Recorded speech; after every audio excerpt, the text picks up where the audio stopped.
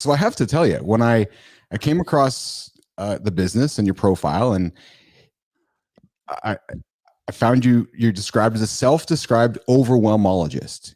And that's when I knew that this idea of the long tail exists for everybody, right? We can pick a brand, we can pick a branding of ourselves, we can pick a niche, and we can monetize it. So tell the audience what this idea of being an overwhelmologist is.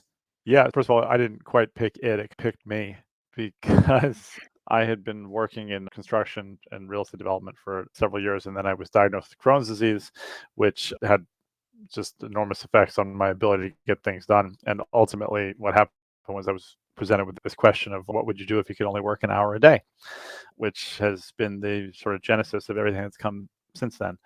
The overwhelm part of it is that the overwhelm comes in so many different forms for people, and I think more and more people are experiencing it, whether it's from just work or work and family or sort of everything in between. And I see so much overwhelm in so many different facets of people's lives. And a lot of it just happens because they don't know what's causing the overwhelm. And I know that sounds very circular, but this sort of like impending doom that everybody seems to have because they just don't have systems in place. They're not organized.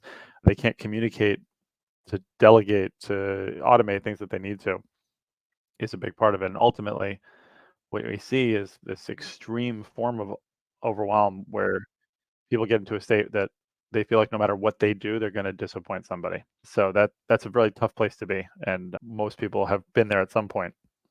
So you sit down with these people and help them be less overwhelmed. Would I describe that properly? Yeah, I think so, because I'd like to think so, because the antidote to stress in my mind is control to some extent, Mhm. and control over things as what might sound very trivial as your inbox, for example, which is an interesting one. The inbox, the email inbox is like the number one source of stress for everybody at every level. But I argue that the email problem is not an email problem, it's a decision-making problem, and that people just don't have systems for making decisions. And a lot of times I think that people are just thrust into these situations that we've never really been prepared for. And it's like giving someone the keys to the car without teaching them how to use it. Having a system, having something to fall back on, having a backup to yourself. My last One of my last books was called The Replaceable Founder. And the idea is to make everybody in a business more replaceable, not replace them, but make them more replaceable, which means creating systems and processes that replace the things that they do so that they can replace themselves up, not out, and focus on more of what they're really best at. Ari, from your experience, why is it so difficult for founders or business leaders to adopt systems? And why is it, and that same question applies to not only at work, but when they go home into their life. Why is it so difficult? Because for a number of different reasons, some of which are just cultural and some of which are just habitual, we ascribe value to things that we shouldn't be ascribing value to. So we'll ascribe value to our ability to sleep less, right, than the other person, or our ability to fill out paperwork more efficiently than somebody else, or our ability to book a flight better than somebody else. And so you see this certainly in, with the founder, it becomes a super ego issue because it's their company, it's their idea, but they never take into account that having good ideas makes you an innovator and makes you an entrepreneur. It doesn't make you fit to run a company or lead it or grow it necessarily. And being able to step out of that way, and then what's my point? What's my worth? You take somebody like, I hate to jump right to this, but you take somebody like Elon Musk. I would argue that Elon Musk is a genius of an innovator, terrible at running companies, and a shitty leader in a lot of ways. He's pretty toxic in many ways, but he's created some of the greatest innovations we've had nowadays. And he recognizes that, I think, because he creates something, innovates, moves on to something else, moves on to something else, moves on to something else. And some people are just designed to innovate, and that's fine. But when you have people in a smaller business or a new company, or God forbid it's a venture-backed business, then it's their presence becomes the thing that's so valuable, and they can't let go of that. And then on the personal side, so one of the things that I'm always telling clients is that they should be using virtual assistants and assistants in general in their personal life as much, if not more, than they do in their business life.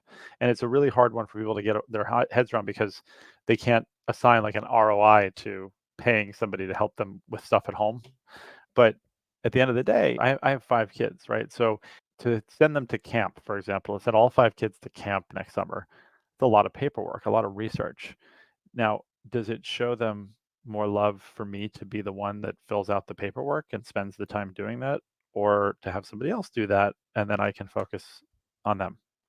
So, but unfortunately, other people are like, well, I got to come home. I got to be the one that does this. I can't possibly let somebody else take over this task. So it's a very like circular sort of like vicious cycle of a mindset that a lot of people have.